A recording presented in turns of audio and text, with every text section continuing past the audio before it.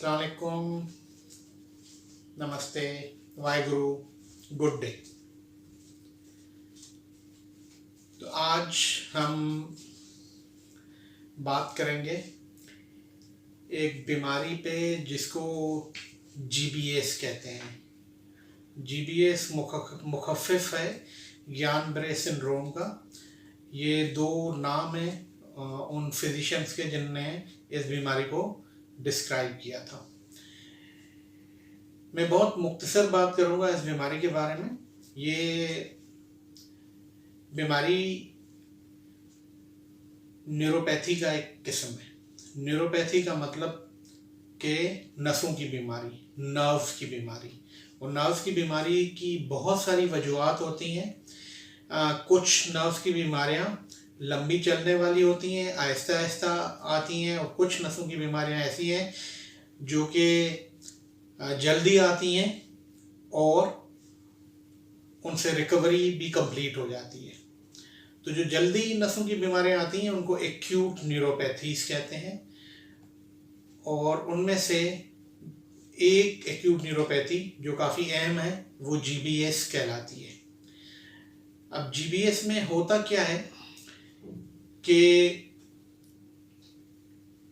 ये एक ऑटोइम्यून बीमारी है जो कि अमूमन किसी इन्फेक्शन के बाद होती है। जैसे अगर किसी को कोई वायरल इन्फेक्शन हो गया जिसमें रेस्पिरेटरी ट्रैक्ट का, यानी कि जैसे नज़ला, ज़ुकाम, बुखार, खांसी या नमूनिया, या कभी डायरिया हो गई, तो उसके कुछ दिनों से, कुछ हफ्तों के बाद उनकी नसें मुतासिर होना शुरू होती हैं और आहिस्ता आहिस्ता वो बीमारी बढ़ती है।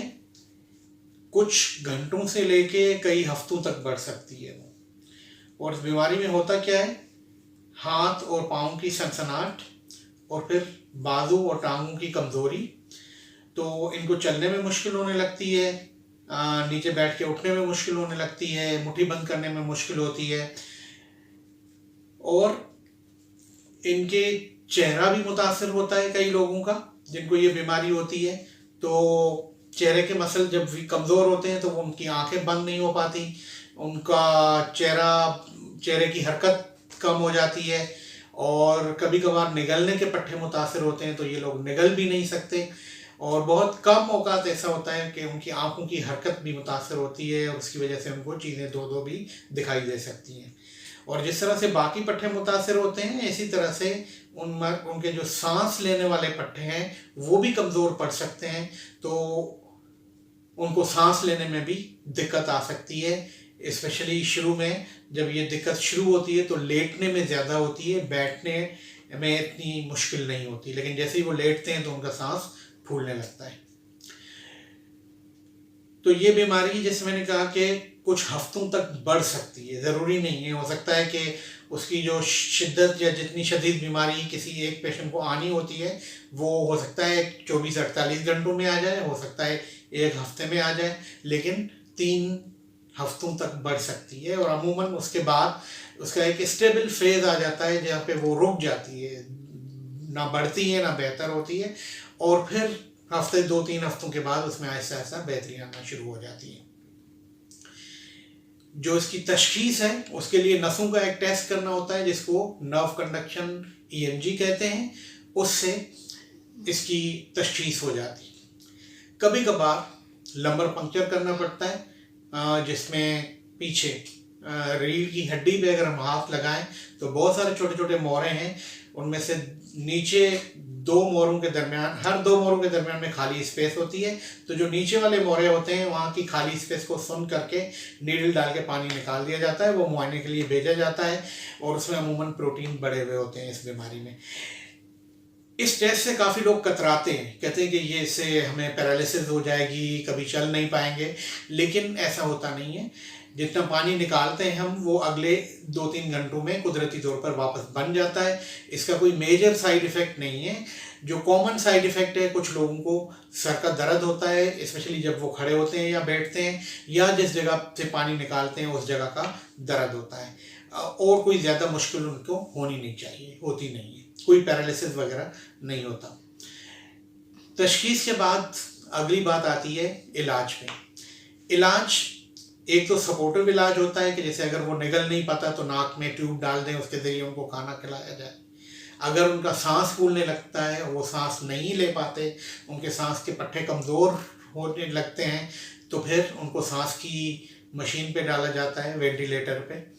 और वेंटिलेटर के बारे में भी बहुत सारे लोगों के जो है वो मुख्तलिफ ख़यालात या क्या सारायाँ हैं कि एक बंदा कभी वेंटिलेटर पे गया तो उसे उतर नहीं सकता, लेकिन ऐसा नहीं होता।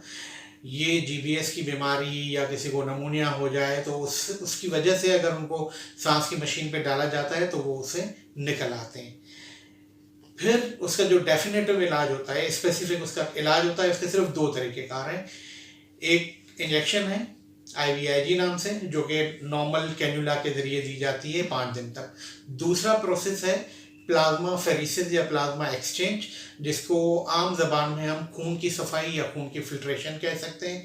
एक बड़ा सा कैन्यूला होता है जो कि यहाँ पे गर्दन के पास डाल लगाया जाता है अमूमन, और कभी कभार नीचे रान के ऊपर वाले हिस्से के पास ग्रोइन में।